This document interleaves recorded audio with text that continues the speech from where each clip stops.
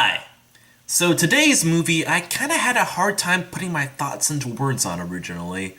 In no small part because the heroine of the film is pretty much Sidney Prescott, Laurie Strode, Ellen Ripley, and Nancy Thompson all rolled into one. With a little bit of Buffy Summers thrown in for good measure. And the sheer awesomeness of it all just overwhelmed me at first.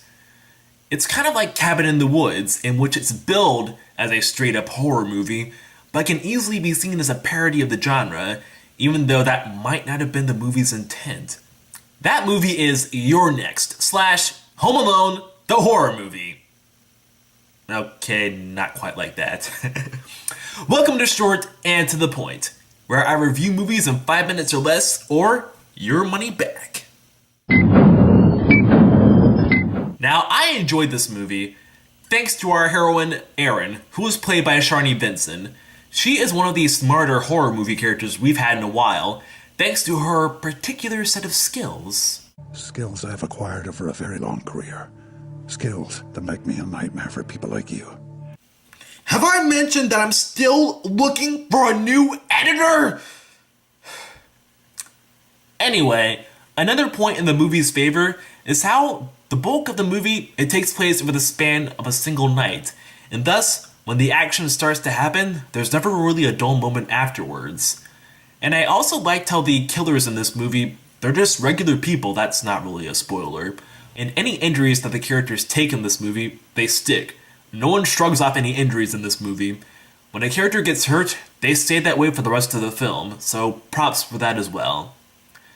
Now, the movie's villains, they also have a fair bit of personality to them, some more so than others. But not too much, which is a bit of a bummer, and they could have gone further with it, is what I'm saying. Now, I did have some issues with this movie, don't I always?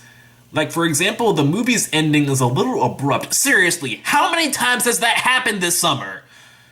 But, in the movie's defense, it sort of works, though only in a parody sort of sense. And then there is Erin. Yeah, I know I said she's awesome, but her Buffy-like skills, they sort of come at the expense of her personality. We can never really get a clear gauge on what her character is like, because she spends most of the movie just trying to survive. Though in Erin's defense, it's hard to not feel for her as she tries to defend herself, thanks to Sharni Vinson's performance. And the way she does defend herself, I found them impressive. Then there is the movie's attempts at humor. Some of it works and some of it doesn't. The movie, it tries to be meta but in a subtle way, and this could have worked except for the fact that the movie tries to cover every single horror movie cliche in the book. It goes out of its way to try to be smart, and sometimes you might laugh at its attempts at being smart because, well, they're actually smart. Like there was this one instance when Sharni Vinson's character Erin just goes from Crouching Tiger to Hidden Dragon, and two other characters just stare at her with looks on their faces that say, when the heck was she able to do this? Which is an obvious pot shot at how final girls in most horror movies inexplicably gain the ability to take down their adversaries. Yeah, I'm looking right at you on Nightmare on Elm Street Part 4. I liked you and all, but really. No explanation, no nothing, it came completely out of left field. Okay, sort of. But then there are the bits of humor that don't work, and it's mainly from the movie just trying to be, again, too smart. It gets to a point that you're probably going to be saying, alright, we get it! Then there is the killer's motive. It's about as simple as you can possibly get, though in the movie's defense, the way the killers go about executing it, I think it works. So in short, if you are looking for a horror movie that is good, but different from the standard norm, then I am 99.9% sure that this is the movie for you. If you are looking for something a bit more straightforward, then I'm like 90% sure.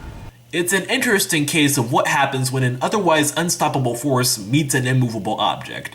And while the movie is again way too clever for its own good, I still say it's watchable. I give it 7 final girls out of a possible 10. This has been Short and to the Point, and I review movies in 5 minutes or less, or your money back. Now what the?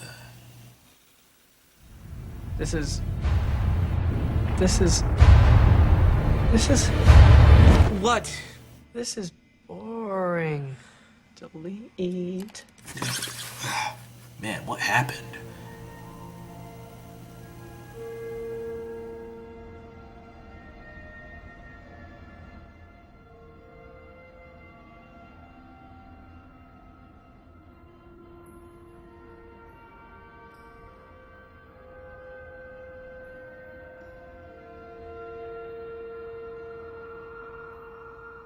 What the fuck?